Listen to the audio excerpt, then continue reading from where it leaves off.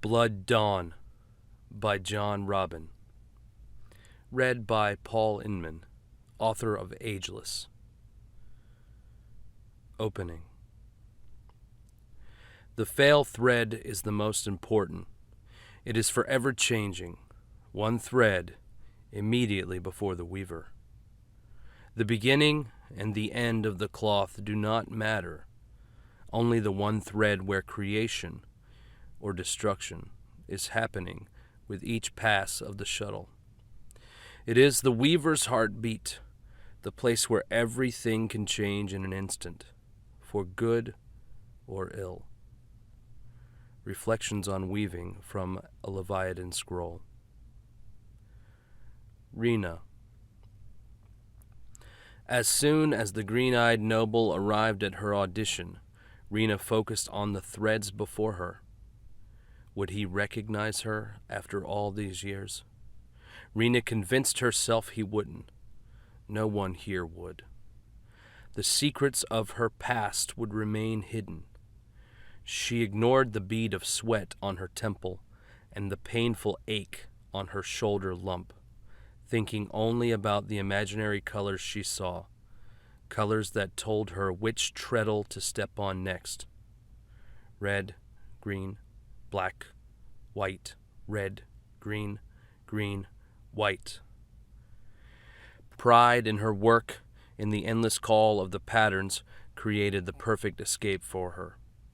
The blur of shifting warp threads soon hypnotized her as she deftly passed the shuttle back and forth between them, forgetting the room once more.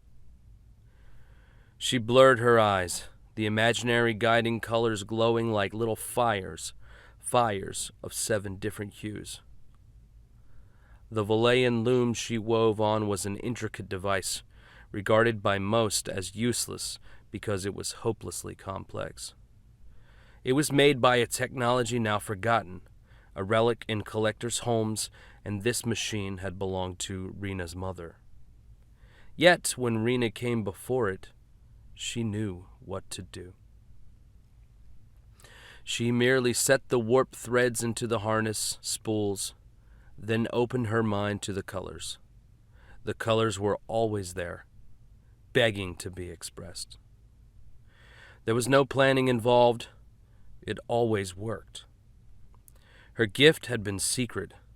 It should have stayed that way. But there was no reversing the mistake that had brought her here, now, in this crowded room where she crouched before her loom, reluctantly showing off her skill before the Caldarian officials. They'd hauled her Valayan device here into the rector's hall, a few buildings from Rena's shop. The officials had driven the Orn monks out. Ever since the occupation began, the monks' safe houses had become their most popular meeting places, mockery of the former God King's empire. Uncle had promised Rena this was only an audition. But now in this bare room with its sparse lighting and black and gray tapestries that stunk of oil, with more than 40 royal spectators crowded close together, scrutinizing Rena in silence, it felt like a trial. The worst part was that half of them wore obsidian robes, marking them as the tyrannical troop of king's men known as the Elite Guard. That was the true source of Rena's fear, and the reason she did everything she could now to focus only on her work, to pretend that she was elsewhere. In Golheim it was illegal to be an artist. King Firen's ruthless reforms, which only got worse with each moonspan, saw artists hauled away every day. The Elite Guard came to do inspections of shops at random, and many of them ended up with boarded-up windows and doors. Never once did they come to Rena, but even if they did, she had gone to great lengths to keep her secret. Was she truly a criminal? Late at night, while she wove cloth secretly in her shop, it was easy to forget the danger when her passion came to life, as patterns transformed from mind to cloth. For more than a year she basked in this secret pleasure. Every day coming home well after first moon, there was fear, a sliver, easy to ignore, but she was never caught. No, she hid her tracks well, and she truly believed that one thing she loved above all, that thing considered to be wrong, was not wrong. This did not hurt people, not like her drawings had. How stupid then to let it be exposed. Uncle, I should have never trusted him. The thought caused Rena's attention to return to the room. She glanced briefly to where Uncle stood next to his 3 noble friends. Francus was the hawk-nosed southerner. Micus, the head of House Dulvar, was stone-faced, squinting around his monocle. And the 3rd noble, he had joined last, his emerald eyes like glass, his face unreadable. Exactly how Rena remembered him from her years of imprisonment years ago. He still had the same anchor tattoo on his left cheek and half a missing ear. Rena did not stare long enough, but even in her quick glance she saw that he was looking at her with uncanny fascination. Does he recognize me? I was still a child, and I look nothing now like I did then. Maybe he won't remember. Uncle had reassured Rena that this audition was to show off her skill, to reveal a useful opportunity to develop Golheim's textile industry. But as Rena wove on, she wondered if she truly could trust him. For the last 5 years, she tried to be simple Rena, the seamstress, mending dresses and trousers for royalty and paupers alike. It was enough to hide, to pretend the uprisings that mark the growing brutality of Firan's reign would not touch her. Why had she let Uncle discover her secret? Greedy Uncle Kurt, who she loathed more than she loved. Why hadn't she just continued to lie to him and pretend all her money came from hard work and high demand? Really, she shouldn't have let herself get so drunk with him that night he'd appeared, eager to spend time with his favorite niece. With the fire of liquor burning in her veins, her usual resistance she felt around him vanished, and she thought it about time to show him she was more than just a quiet, timid girl. A seamstress and a clothmaker, he replied when she told him her secret. And what? You say it only takes a few clock turns to make a bedcloth? Uncle poured her another drink, then said he didn't believe her, which only provoked her further. She'd led him, drunk and staggering, through the streets of dark Golheim to her shop, where she kept her loom in the basement. She'd made a kerchief in half a clock turn as Uncle loomed close, writhing her with the stench of Kyrian scotch, the world swimming with blurry colors. It seemed a small victory, seeing the man's eyes widen, hearing for once praise instead of criticism. It seemed a small victory until this. Red, red, red, green, green, blue, green, yellow, violet, black, black, white, black. Rena wove, trying to forget, but it was impossible. Colors danced before her. Her feet replied with an effortless dance of skill. Gears screeched. Someone coughed. A housefly, smitten with the cold of fall, buzzed a lazy drone. Coarse thread grazed her deft fingers. Black, green, black, violet, black, white. What happened to the promise she'd made to herself? Life as she now knew it had begun when she was 15 winter days. The bite of deep fall had nibbled her cheeks as she'd sneaked down the secret alleyways of Golheim with her now mother, Jane Arwell. Drawing in the cold, alpine air, Rena had taken her private vow. I will start anew. I will remain quiet and hidden. I will forget and live in peace.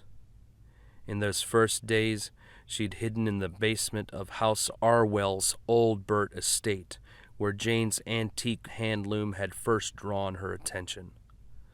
Mother said it was impossible to operate, a marvel from the previous age.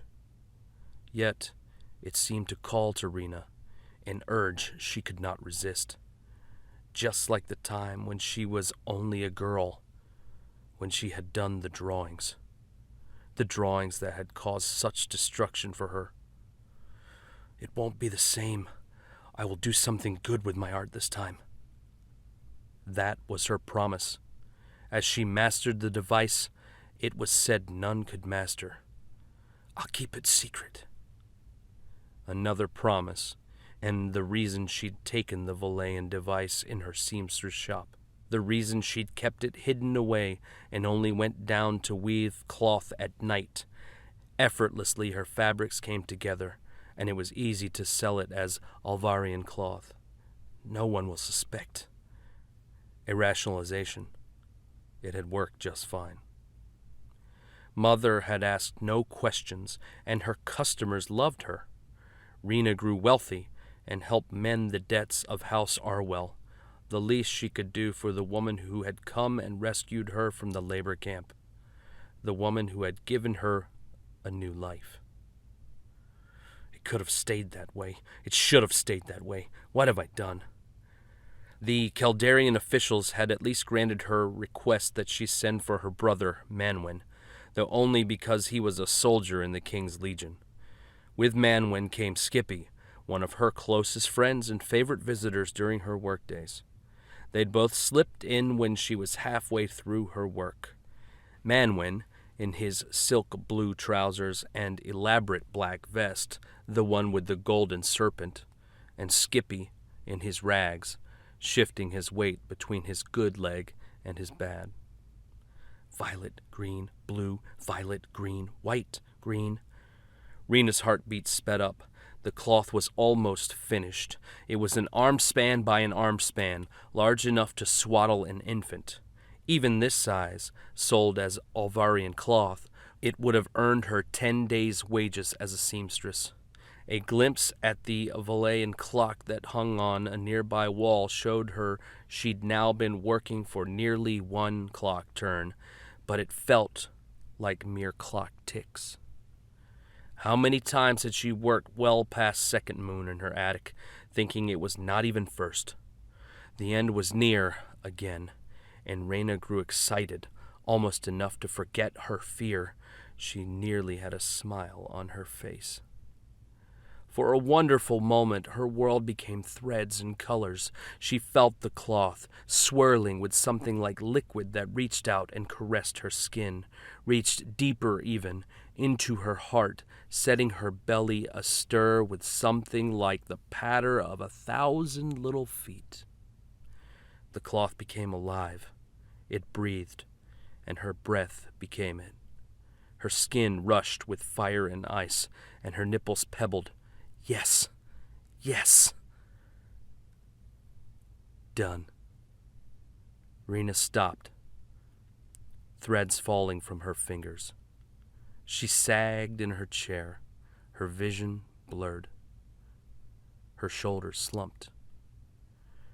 She breathed. In. Out. Done. Only when the room and its ugly royal faces resolved again did she forget the euphoria that had temporarily seized her. The cloth, completed, dangling from her Valayan handloom, shimmering with symmetrical patterns, diamonds, violet arcs, rectangles, seemed to mock her. There would be no ritual this time, no lighting 3 candles for each of the heirs to thank the goddess for her gift. Applause burst forth, and fear spread through Rena's body like ink in water. I should have kept this secret. I shouldn't have tried to impress Uncle. The green-eyed noble was watching her. Rena averted her gaze, purposely scanning the crowd. Uncle was speaking to the other 2 nobles. Manwyn was pushing through toward her, Skippy hopping behind him. That was amazing, Brother said with his smiling eyes. He patted Rena on the shoulder. I knew there was more to you than the needle and thread, Rena, Skippy gaped at her. Rena gave him a private smile. I hate sewing, actually, but now you know. She sighed, turning her attention to Manwyn. I wish Uncle hadn't set this up. You know him, sister. Anything Kurt Estelle sees to benefit his family, he seizes. He thinks he's the head of our house now with father gone, but doesn't realize that mother only gives him latitude because he's her brother. Uncle wants to get rich, especially now that he knows where mother's secret wealth is coming from. He won't want to risk becoming redundant. Sister! Manwin exhaled sharp and shook his head. He called her sister whenever he strongly disagreed with her, but Reyna wondered if maybe he did it to remind himself that she was supposed to be his relative, and accordingly he had to tolerate her. Uncle neared with the other nobles now, waving his arms dramatically toward the cloth. This is just one masterpiece, one example of what she can do. Think, my friends, think about the benefit to the capital. So it is true, then, that you make all this cloth on the looms of your shop basement? How do you move so quickly? You create with such skill, such finesse. Micus angled his monocle her way, running a bolt of the cloth across his fingers. Lots of practice. Rena laughed, though nothing was funny. It is a rare gift, Uncle said, waving his arms dramatically. All this time she has kept it secret, but now that Rena has decided to show her talents, perhaps House Arwell can better contribute to the royal trade. Micus grunted, still studying the cloth. Francus, though, leaned closer. He was the tallest of the three, his broad, patterned green collar marking his office as royal treasurer. A gift like this should not be hidden in a shop basement, or the guise of a simple seamstress. You were right to bring this to our attention, Lord Arwell. Uncle grinned, the smug bastard. I hope you're happy now. She only chooses 7 colors. Why is this? The third noble approached with serpent-like grace, his green gaze tracing the patterns of Rena's cloth. 7 colors! Just like the sacred stones. Rena kept her eyes down when she spoke.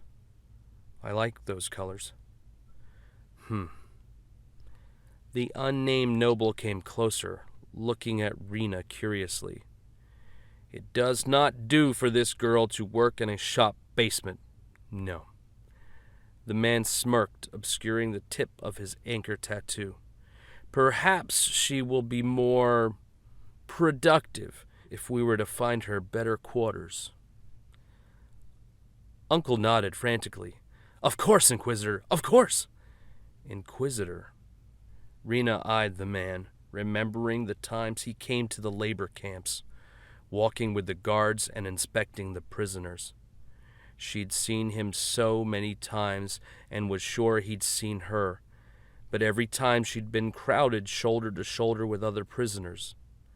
This Inquisitor, whatever that title meant, he had never spent time with her, and back in the dark time her face was always dirty, her hair shorter. In her gray and brown scrubs she blended in with every other offender. He doesn't recognize me. Oh, please let it be so. I like my shop, Rena protested, trying to meet the Inquisitor's eyes casually. As you can see, I don't need a bigger space. This is enough. If you see any use for my skill, then by all means, I'll be happy to make extra cloth in my workday. The Cup and Biscuit next to me closed last moon, and I was thinking of expanding the shop anyway. The Cup and Biscuit was one of the shops closed because the owner, Farrell, had been caught with paintings in his cellar. In truth, Rena now wondered if her shop might end up like his. Well, we'll have to discuss this matter with the council, Micus said. As you say, Lord Arwell, this talent can be of use to the king's trade, and jealousy abounds in this troubled time. It would not do for someone to cause trouble for our young seamstress. No, it would not do, the green-eyed Inquisitor agreed. That will be all for today. We will be in touch. Meanwhile, do not show this talent to anyone else. He fixed Rena with a cool stare before turning to depart. Uncle nodded at Rena before following the nobles and most of the Caldarian's officials out. The rector's scribes were returning, and the obsidian-robed officers shooed out the curious peasants who tried to crowd in through the now open door. Skippy left too, telling Rena that he had some work to do. He was an errand boy, making what meager living he could. If he wasn't so clumsy with his hands, Rena gladly would have taken him in as her assistant.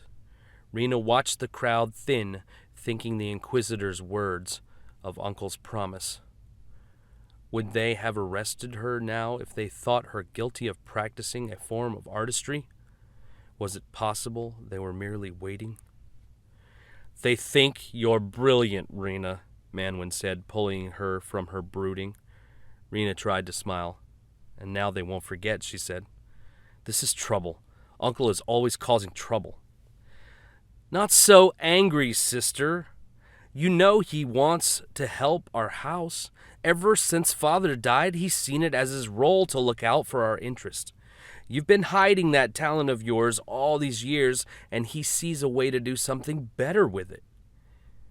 Manwin said nothing about the possible connection to artwork, and Rena could not read his neutral expression.